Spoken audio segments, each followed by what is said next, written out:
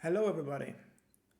I'm pleased to show you the demo of Hydra or Hydra node in the version 0.2, and with this pre-release we made it possible to connect to a Cardano node running on a local devnet and process the full Hydra lifecycle against a real local devnet. And for that matter, I'm gonna show you how to launch a demo, and so you can also try this on your own. So I have here prepared some terminals. I'm in the demo directory, so let me make this a bit bigger. And the first step, so you find instructions here also in the README. And first step to do is really to prepare a devnet.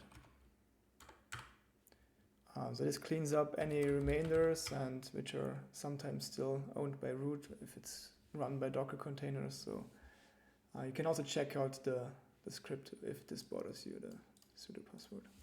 Anyhow, when you prepare the devnet, we initialized the devnet folder, which all the Genesis configurations and so on, and we can start a cluster using the included Docker Compose file. So this launches a Cardano node and 3 Hydra nodes, very similar as to previous demonstrations. And this is why I prepared also 3 terminals. So you can connect terminal user interfaces. We prepared also profiles for them in our Docker Compose file, so feel free to just use them. So you can connect the first terminal user interface to the first Hydra node. In this case, we typically call this actor Alice. We'll have here another one connecting to terminal user interface 2, node 2, which is Bob, and then the third one, which we typically refer to Carol. So this one is running now a real, it's not maybe pretty, a real Cardano node, and we can also query it for what's currently on UTXOs on this devnet. So we see, for example, here the initial funds has been distributed according to the Genesis Shelley file, and we see three transaction outputs with 900 million ADA in this local devnet. And for our demo to work, or our current version of the proof of concept of Hydra node work, we need to mark these outputs. And for that matter, we have a script prepared, which is seeding payment UTXOs for Alice, Bob, and Carol.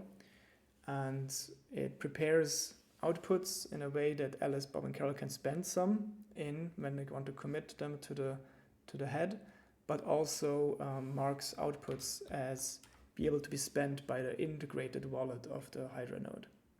There's a limitation which is temporarily, and you in the future you likely just need to fuel up or just provide some ADA to actually process the transactions, but can commit from any other wallet if you wish so.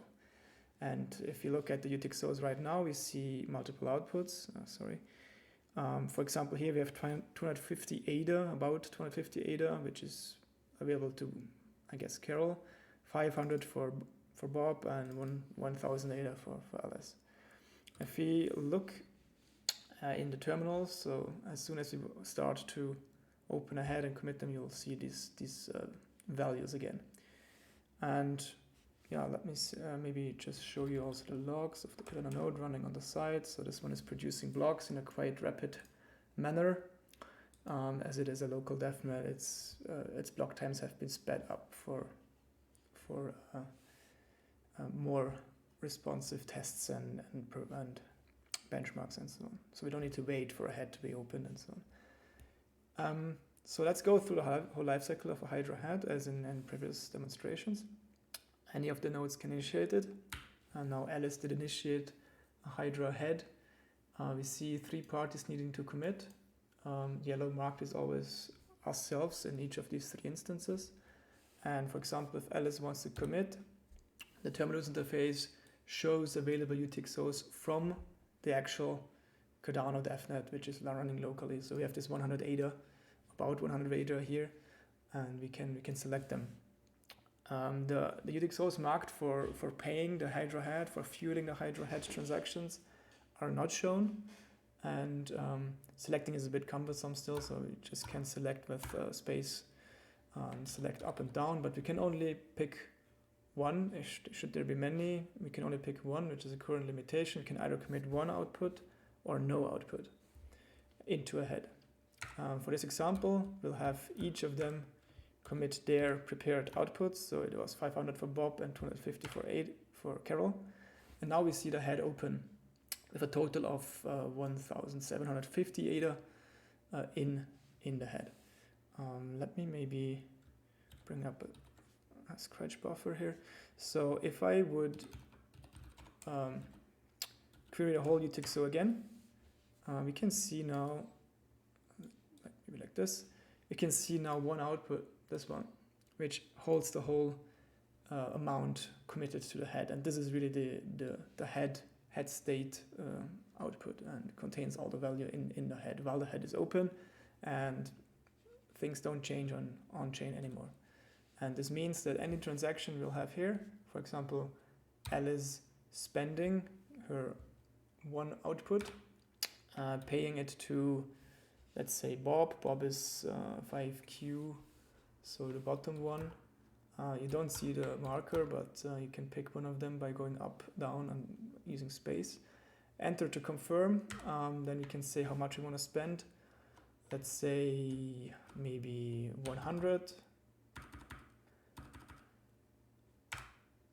And this is already done, right? The transaction was already confirmed in the snapshot. And we see Alice has now 900 ADA, and Bob, this yellow here, Bob has 500 plus 100 ADA. And at any point in time, we can close the head. So for example, Bob wants to close the head, he does. And now a contestation deadline is shown, which is not accurate right now, but it's about 10 seconds in our current setup here. So after 10 seconds, the finalization transaction is posted, which distributes the whole UTXOs to these addresses back on layer 1. And in this case, we would see two outputs, for example, paid to this address. Unfortunately, we don't see it here, but you can see that we have 500 and 100. I see this one is a distribution transaction. It has multiple outputs, distributes to all the actors. The Lovelace is back, and here there's a change as well. Yeah, so this concludes the demo. It really shows that we're transacting real UTXOs using a Cardano node locally still. There are some limitations, as I said, on the committing. So you can only pick one or no commit UTXOs to commit. And the whole workaround with the marking fuel UTXOs. And on top of this, even though the Hydra head really is paid to a script, we see his script address here. Or we don't see an address here, but it's paid to a script. There are no script validators, so nothing on-chain checks whether this is true. Only value is preserved so far, and we're currently, next step is really working on these Bluetooth validators. That's about it. Thank you for your attention, and see you next time.